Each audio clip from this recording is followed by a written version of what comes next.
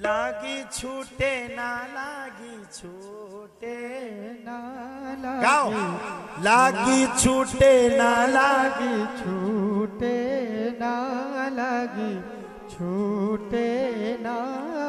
कछु माताओं को तो अभी याद आ रही, जल्दी से कथा हो जाए और फिर हमें प्रसाद मिले तब माता गाएंगी।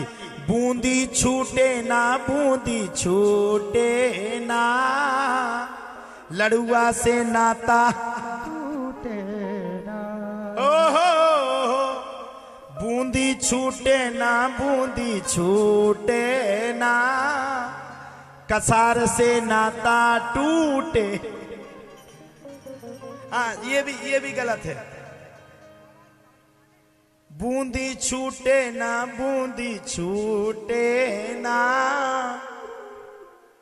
कृष्ण जन्म के गुड़ से नाता टूटे ना।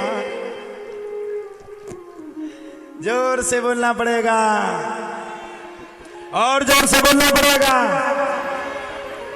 तो मनु शतरूपा की 5 संतानें हुई। मनोस्तु शतरूपायाम तिष्ठ कन्या सिद्धग्रे आकुति देवहूति प्रसूति प्रियवत राजा उत्तानपाद। अब शेख जी कथा पे ध्यान नहीं दे रहे आप।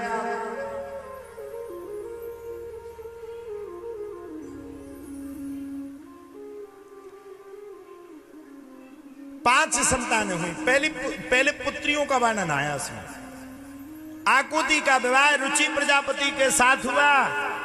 मैया ध्यान से सुनना, ओ मैया सुन लियो कथा। देवहूति का विवाह किसके साथ हुआ? कर्दम मुनि के साथ। शर्त कर्दम मुनि ने यह तय की, जिस दिन मेरा एक लड़का हो जाएगा मैं घर का त्याग कर दूंगा। अब पहले के जमाने में यह सुनो ही तो कि जो लड़का नहीं तो दूसरों से यहाँ होते तो एक ही लड़का है तो एक ही मोड़ी हती। आज के जमाने में तो मोड़ी की गोद डार के नहीं आ पाओ, कभी भी फोन पे बात कराने लगा था। लो कहां से नंबर मिला? कभी अरे हम तो तुम्हारे लाने 7 जन्म से हैं।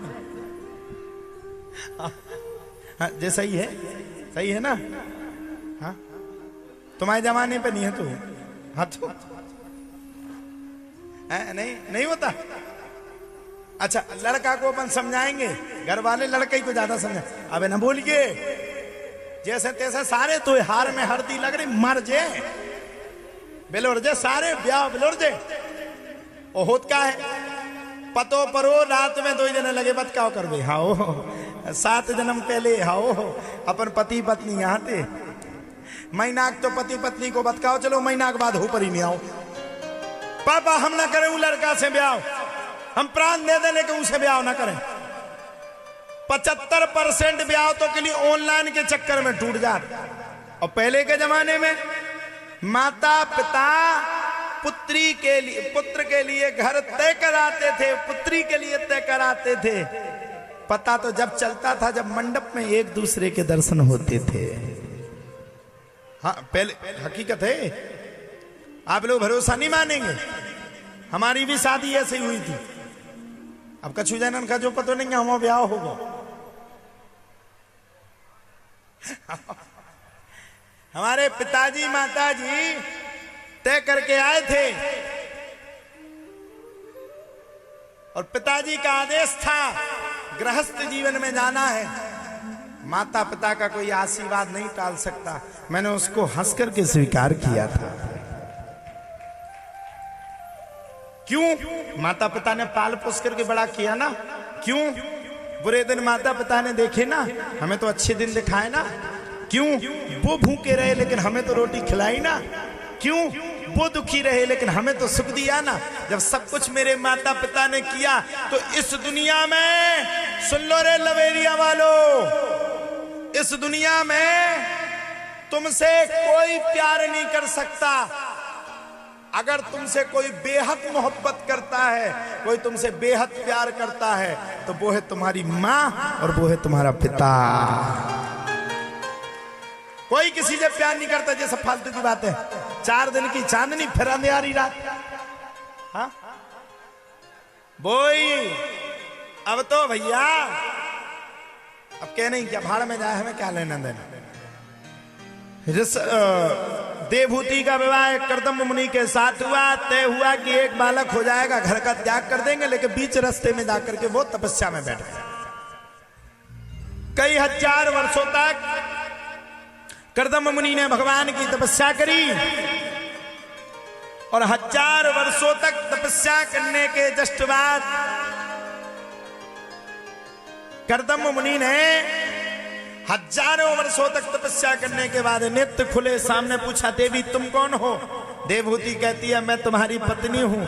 तुमने कहा था एक संतान हो जाएगी तब घर को छोड़ेंगे।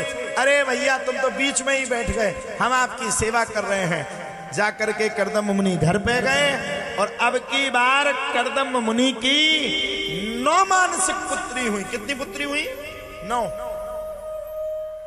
ब्रह्मा जी अपने 9 बालकों को साथ में लेकर के आए, नामकरण संस्कार किया और ब्रह्मा जी के 9 पुत्रों के साथ कर्दम मुनि की 9 पुत्रियों का विवाह हो गया।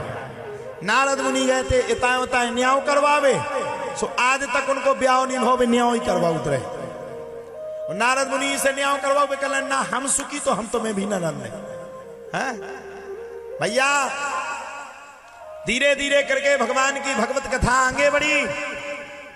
अब की बार कर्दम मुनि के घर पे भगवान विष्णु अवतार लेकर के कपिल देव के रूप में आए। बोलो कपिल देव भगवान की।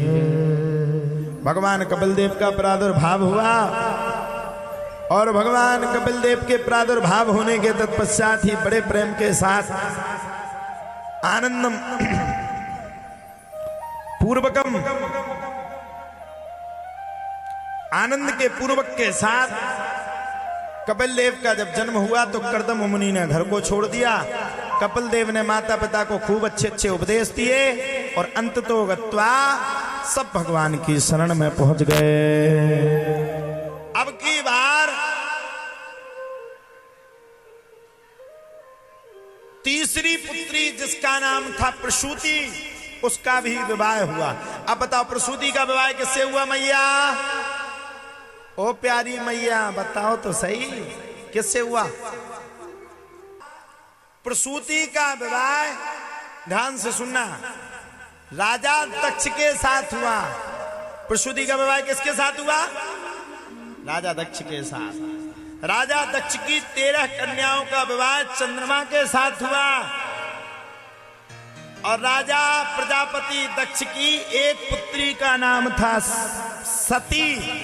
माता सती का विवाह भोलेनाथ भगवान के साथ हुआ। अब प्रजापति दक्ष तो शुरुआत से माता को पसंद नहीं करता था, अपने दामाद भगवान शंकर को। राजा दक्ष को आज प्रजापति दक्ष का सम्मान मिल गया और जब राजा दक्ष को प्रजापति दक्ष का सम्मान मिला तो राजा दक्ष ने अपने आसन पर पहुंचने के लिए आया तो सबरे देवता थे, सब खड़े हो गए। 3 देवता खड़े नहीं हुए, ब्रह्मा विष्णु और महेश, ये एक दूसरे के परस्पर है। प्रजापति दक्ष ने देखा चलो ब्रह्मा जी तो मेरे पिताजी हैं, भगवान विष्णु मेरे दादाजी हैं, लेकिन ये शंकर तो मेरा दामाद है। मुझे देख करके खड़ा नहीं हुआ, उल्टा सीधा कहना शुरू कर दिया। मरे हुए मुर्दे की भस्म को लपेटता है, सुबह सुबह भांग का गोला ले लेता है, कई दिनों तक स्नान नहीं करता। अरे ऐसे शंकर की मैं घोर निंदा करता हूं। भोले बाबा तो भोले हैं, मैंने पहले ही बताया। भोले बाबा इतने भोले, अगर कोई उन्हें कुछ भी सुना दे तो वो सुन लेते हैं, सुना तो वो सुन लेंगे। सुनते रहे बेचारे, भगाए। अब प्रजापति दक्ष ने अपने दामाद से बदला लेने के लिए यज्ञ का आयोजन किया।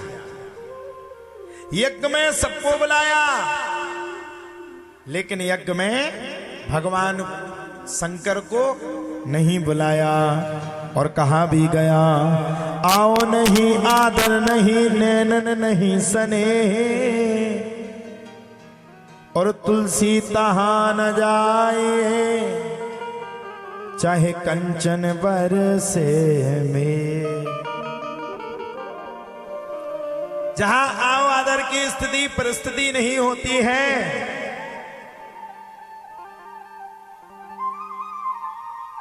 अरे बिन्नू मई बैठ जाओ बेटे, अंगाई कितने बैठो, अब जगह ही नहीं बची। अच्छा सबका अंगाई की परी, और अंगाई की क्या परी, जाओ बता नहीं कैमरा मुता है आ जाए। और जाओ सुन लो, जितनी अंगाई बैठी एक की फोटो नहीं आओ, और जितनी पछाई बैठी उन सब की आओ ने। हम बता रहे ना, कछु कह नहीं तो चलो दीदी पछाई चले, क्या कर बता। अच्छा बेचारी सब परेशान भी है, माताएं बहुत परेशान, इतनी सच के आई, अगर कैमरा पे नहीं देखे तो क्या मतलब है। अपनी रिश्तेदारी में कह के आए होंगे देखना हमें, हम देखेंगे टीवी पे, देखना आओ आगे बैठेंगे, हमारे बे कमेटी में है।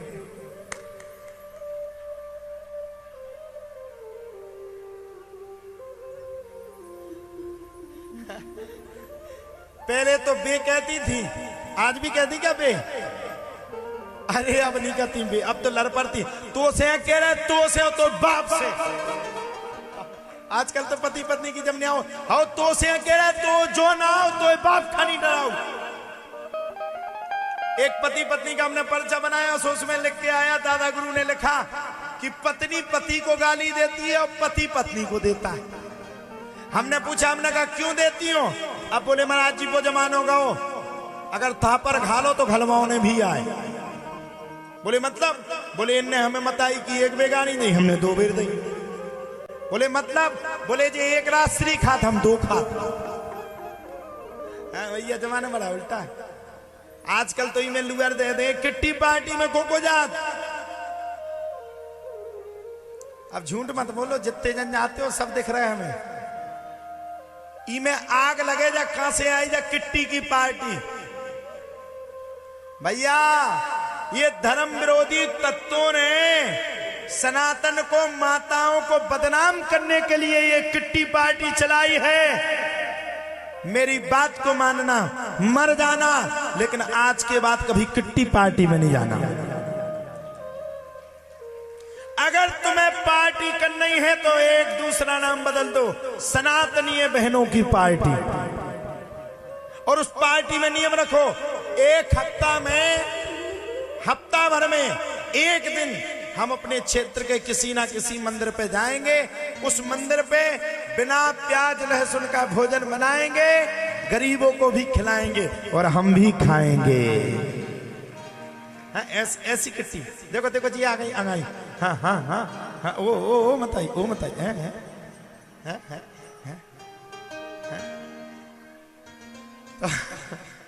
बोलो राधे राधे। प्रजापति दक्ष ने सबको बुलावा दिया, लेकिन भगवान शंकर को नहीं बुलाया। माता सती जिद पकड़ गई, और जिद में आकर के माता सती ने अपने पिता के घर में चली गई। और आओ नहीं आदर नहीं, नैनन नहीं स्नेह, और तुलसी तहां न जाए, चाहे कंचन बरसे में। जहां आओ आदर की स्थिति ना हो, ऐसी जगह पर हमें नहीं जाना चाहिए। फिर भी चली गई सती माता। सब बहनों का स्वागत हुआ, लेकिन सती माता का स्वागत नहीं हुआ, पति का सम्मान नहीं दिखा। माता सती को बड़ा क्रोध आया, और क्रोध में आकर के माता सती ने यज्ञ कुंड में कूद करके पति के पीछे अपने प्राणों का परित्याग कर दिया। एक वो थी जो पति के पीछे अपने प्राणों को छोड़ दी, और आज एक वो है जो इलू के चक्कर में अपने पति को खंजर मार के हनीमून में ही दफना के चली आई। सागरी के पास की घटना है। वे बहन जी इनकी जय हो जाए, उन्होंने पूरी समाज को गड़बड़ कर दिया। अरे तुम्हें पति पसंद नहीं था तो बेचारे की हत्या ना करती। अरे नहीं करती विवाह, मार करके। अभी तो एक और घटना घटी अभी 7-8 दिन पहले, एक पत्नी ने अपने पति को काट करके ड्राम में डाला और उसके बाद उसके ऊपर तेजाब डाल दिया। अभी की बात है, हफ्ता भर पहले की बात है। तेजाब से उसका वो गल गया, गल मतलब जब उस निकाला गया तो हलवा की तरह निकला। ऐसी दुर्दशा मत करो। ये दुर्दशा इसलिए हो रही है भैया, हम तुम लोगों को बुरे लग रहे होंगे, लेकिन ये दुर्दशा इसलिए हो रही क्योंकि ये फिल्मी एक्टरों की तुम फिल्में देख रहे हो, इसलिए तुम्हारा घर बर्बाद हो रहा है। घर को अगर सुधारना है तो एक्टरों की फिल्मों का विरोध कर दो। भागवत की कथा, संतों की वाणी, रामचरितमानस की कथा सुनना कर दो शुरू, सती माता के चरित्र को सुनना शुरू कर दो। भैया तुम्हारा घर बच जाएगा, घर बच जाएगा, घर बच जाएगा, घर बच जाएगा। बताओ की पे भरोसा करें? आदमी स्वतंत्र सोरो कभी खंजर घुस जाए कोई पता नहीं। ये मत करो, अपने जीवन को जियो। क्यों आखिरकार क्या मिलेगा तुम्हें? किसी का अपने पति की आत्महत्या करने में कुछ मिल जाएगा? क्या मिल जाएगा? हम तो किसी का विरोध नहीं करते, लेकिन अभी एक और महान भाव निकले जो समाज को बांटने का काम कर रहे हैं। उन्होंने ऐसा अपमानजनक शब्द का प्रयोग किया है, वो कोई IAS है। उन्होंने कुछ कहा है, हम तो आज देख रहे थे, हम नाम नहीं लेंगे यहां से, हम उनके भी विरोधी नहीं, लेकिन भैया समाज को बांटने का काम मत करो। बहू बेटी की इज्जत उछालना बंद करो। हम सब समाज एक हैं, हम सिर्फ हिंदू हैं, यही हमारी जात है। उन्होंने कुछ कहा जिस शब्द को हम नहीं कह सकते, इतने अपशब्द को उन्होंने कहा। मैं उनसे कहना चाहता हूं, आप ठीक है, आपको ब्राह्मण समाज से पहले तो माफी मांगना चाहिए, लेकिन हम ये भी नहीं कह रहे कि आप माफी मांगो, ब्राह्मण समाज से मत मांगो, लेकिन जिस बहन बेटी का तुमने अपमान किया है कम से कम उससे तो माफी मांगो। ऐसे निंदनीय बात तुम्हें कहना शोभनीय नहीं लगती। क्या हो गया इस समाज को? आपस में लड़ करके मरे जा रहे हो, एक दूसरे की टांगे खींच रहे हो। अरे टांगे खींचना बंद कर दो, उन तत्व विरोधियों के साथ लड़ो जो तुम्हारे कश्मीरी पंडितों को कश्मीर से हटा करके दूर भगा दिए थे। मैं किसी मजहब का विरोधी नहीं हूं, मैं तो मुस्लिम भाइयों का भी विरोधी नहीं हूं, मैं उनका सपोर्टर हूं। जो अच्छे हैं, जो धर्म को मानते हैं, हम उनके साथ हैं। और जो विरोध करते हैं, चाहे वो मुस्लिम हो चाहे हिंदू हो, मैं उसके विरोध में हूं। सियावर रामचंद्र की जय। आगे भोले बाबा ने पूरा यज्ञ विध्वंस कर दिया। जब यज्ञ विध्वंस हो गया तो सारा नगर भारी भयंकर दुखी हो गया।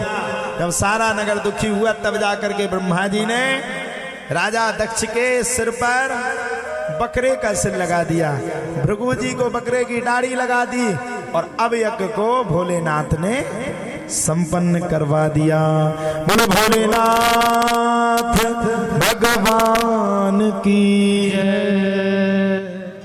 यज्ञ पूरी तरीके के साथ संपन्न हो गया, और यज्ञ के सुचारू रूप से संपन्न होने के बाद उन्हीं माता सती का अगला जन्म किसके रूप में हुआ? बोले माता सती का अगला जन्म पार्वती के रूप में हुआ। और माता पार्वती के पिता का नाम पड़ा राजा हिमांचल, और माता का नाम पड़ा मैना देवी। नारद मुनि आकर के पार्वती मैया का विवाह विष्णु भगवान के साथ तय कराए। माता पार्वती तो भोलेनाथ को चाहती थी, जाकर के जंगल में खूब भारी तपस्या करी, और तीज के दिन भोलेनाथ ने प्रकट होकर के माता पार्वती को वरदान दिया, मांगो क्या मांगते हो, कुछ नहीं चाहिए, बस आपको चाहिए। तैयार हो गए मैना देवी, राजा हिमांचल तैयार हो गए, और अब भोले बाबा की बारात की तैयारी लगने लगी। अब भोले बाबा तो शेर की मच्छाला पहनते ना, ऊपर मृगशाला पहना दी, नीचे भी मृगशाला पहना दी। अब वो ढीली मृगशाला उतर जाए बार बार, कहा क्या करें, बेल्ट चलते नहीं थे, सांप को लेकर के आए, सांप को बांध दिया कमर में, बजे बैंड बाजे, सबरे नचने लगे, सो सांप बाबा भी नचने लगे, मृगशाला छूट गई। देश विदेश के भूत प्रेत आए, अमेरिका के प्रेत आए, विदेश के प्रेत आए। अब विदेश के प्रेत बढ़िया टाई लगा के आए, भारत के प्रेत बढ़िया धोती पहने थे। भारत वालों ने पूछा क्यों भाई ये कौन सी टाई है? बोले अमेरिका, बोले विदेश की टाई है। तो भारत कर ने अपनी टांग उठाई, उनकी टाई पछाई हती, बोले ले जा हमारी टाई है। चली बारात, खूब सबरे प्रसन्न, सारा नगर प्रसन्न हो गमने लगा।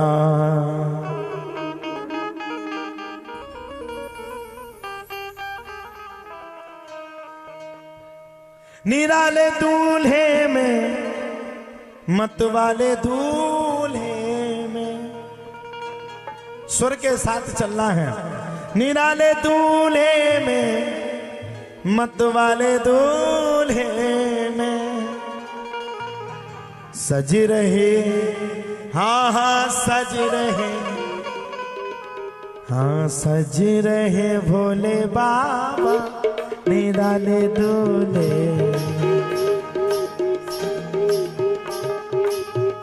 अब सुनो,